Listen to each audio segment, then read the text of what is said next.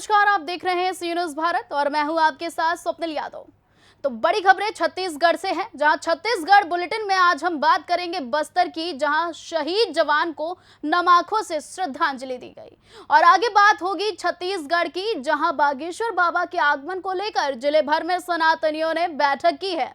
और साथ ही साथ आगे चर्चा होगी जसपुर की, जहां पुलिस की सक्रियता से 3 नाबालिग बच्चे मानव तस्करी का शिकार होने से बचे हैं। लोकसभा चुनाव के मद्देनजर बीजापुर जिले में पार्टी एरिया डोमिनेशन के दौरान यूबीएल ब्लास्ट होने से सीआरपीएफ आरक्षक देवेंद्र सेठिया गंभीर रूप से जख्मी हो गया और तत्काल उपचार के लिए जगदलपुर जिला अस्पताल लाया गया, जहां जवान देवेंद्र सेठिया शहीद हो गए। घटना की जानकारी मिलते ही परिजनों से लेकर घर परिवार में शोक की लहर छा गई।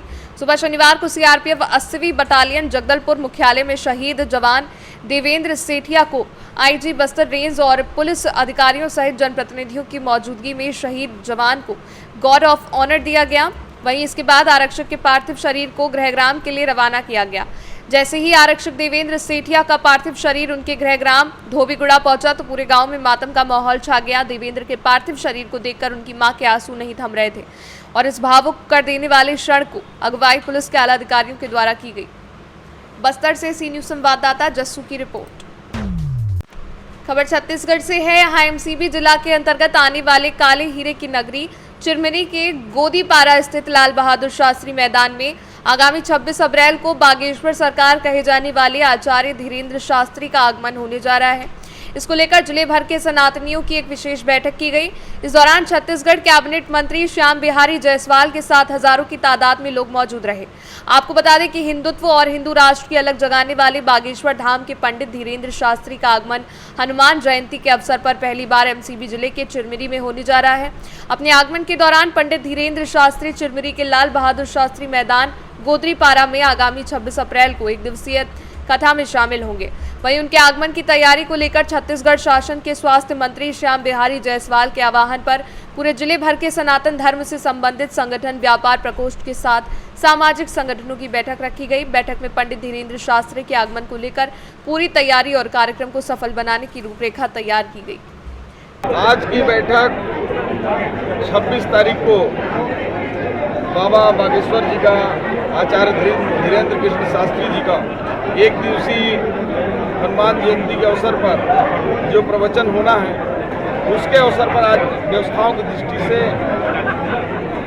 बैठक का आयोजन किया गया था और इसमें विभिन्न सामाजिक और धार्मिक संगठन के लोग इसमें भाग लिए और इस कार्यक्रम को सफल बनाने हेतु सारे लोगों ने अपनी अपनी भूमिका, अपना योगदान तन से, मन से, धन से, जिस प्रकार से भी हो सकता है, लोगों ने आज संकल्पित किया है और कार्यक्रम को सफल बनाने हेतु सारे लोग तैयार हैं और लगभग 1000 से ऊपर ऐसे कार्यकर्ता तैयार हैं जो 24 घंटा के लिए पूर्णकालिक रूप से कार्यक्रम शुरुआत से पहले और समापन के बाद तक की व्यवस्थाओं की दृष्टि से तैयार है। और कई ऐसे संगठन हैं जिन्होंने पानी का, किसी ने भोग का, किसी ने हलवा का, किसी ने अन्य सेवा करने का, किसी ने सफाई का, सबने अपनी सहभागिता दी। छत्तीसगढ़ से सी न्यूज़ संवाददाता जस्सू की रिपोर्ट।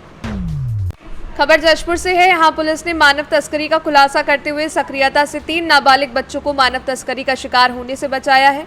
बता दें, बच्चों के निकट रिश्तेदारों ने उक्त नाबालिग बच्चों को बड़ी लालच दिखाकर बहला फुसलाकर योजनाबद्ध तरीके से घटना को अंजाम दिया था।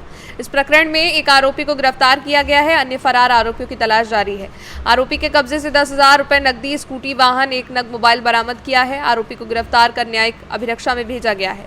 इस प्रकरण की विवेचना कार्यवाही, बच्चों की बरामदगी और आरोपियों की गिरफ्तारी में एसडीओपी बगीचा निमिषा पांडे, थाना प्रभारी तबकरा सुनील सिंह आदि की महत्वपूर्ण भूमिका रही। पुलिस को सूचना मिली कि 3 बच्चे सगे भाई बहन, जिसमें 2 नाबालिग लड़कियां और 1 लड़का, उनको एक निकट के रिश्तेदार के द्वारा उन्हें बहला फुसलाकर अच्छे जीवन का लालच देकर और शादी करने का प्रलोभन देकर, और साथ ही उन्हें ये बताया गया कि चूंकि बच्चे अनाथ थे, उनके पिताजी का देहांत हो गया था, तो उन्हें ये भी प्रलोभन दिया गया कि हमारे साथ चलोगे तो तुम्हारे पिताजी के जो मरने के उपरांत जो मुआवजा मिलता है, इस तरह का प्रलोभन देकर वो सारे पैसे मिलेंगे। और इस तरीके से बहला फुसलाकर उनको यहाँ से ट्रैफिकिंग करते हुए अंबिकापुर ले जाया गया और वहाँ से फिर छतरपुर तक ले जाया गया। इस बीच पुलिस को खबर मिली, पुलिस की सक्रियता से काफ़ी दबाव बना गया और उस महिला से पहले तो कुछ भी बताने से इनकार कर रही थी, लेकिन जब उससे कड़ाई से पूछताछ किया गया तो उसने बताया।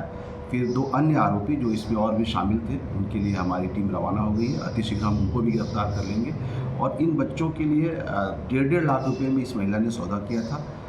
20,000 रुपये भी इस एडवांस ले लिए थे, बाकी पैसे वहाँ काम हो जाने के बाद दिए जाने का इसको वादा किया गया था।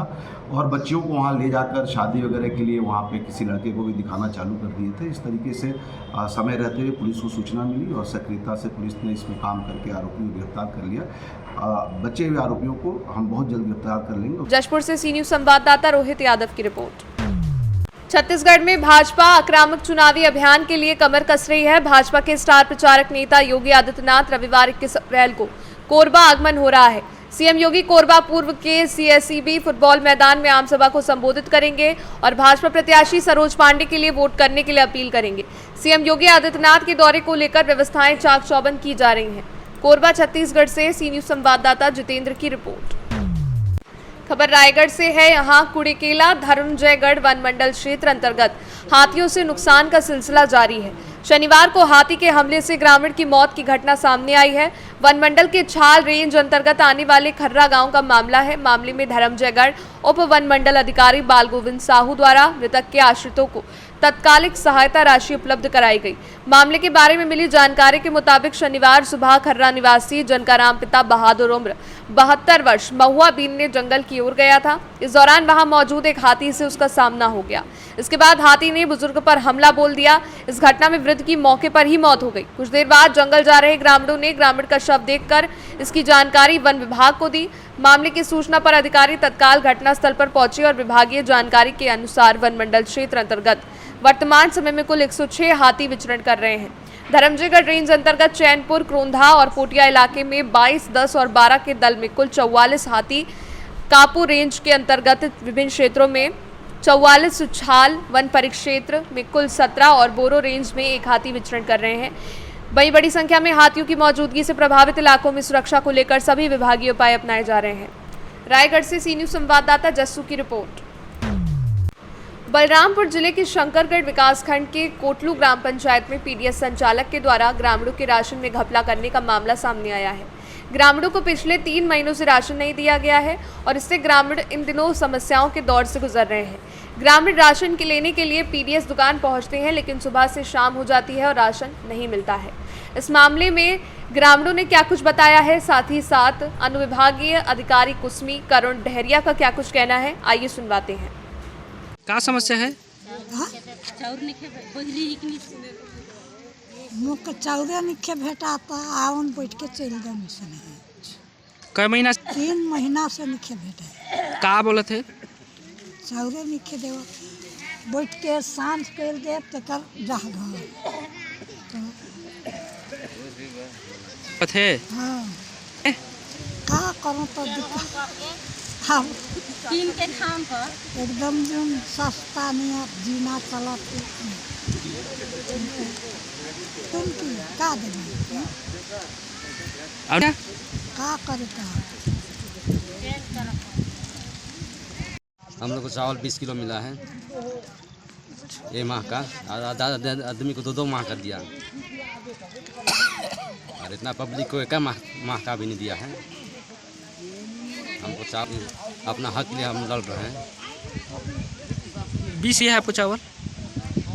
हम लोग खाने के लिए नहीं था, ज़बरदस्त मांगे 20 किलो। कितना तो नहीं दिया है वो। हम लोग को 2 महीना का चावल मिलना था। कितना मिला उसमें? उसमें 20 किलो मिला पे? वो लड़ाई करता है वो। क्या बोलता है? कि कहाँ से देंगे चावल, ये सब हम लोग का बाप का वो है करके बोलता है। दिक्कत हो रहा है आप लोग को? दिक्कत काहे नहीं होगा, हम लोग को दिक्कत हो रहा है। क्या चाहते हैं आप? हम उसको निकालेंगे और दूसरा इसमें भी, और हमको चावल अपना हक हमको मिलना चाहिए। और नहीं मिलेगा तो क्या करेंगे? उसका कोई कार्रवाई उसको करेंगे आगे तक, कहीं नहीं मिलेगा तो फिर।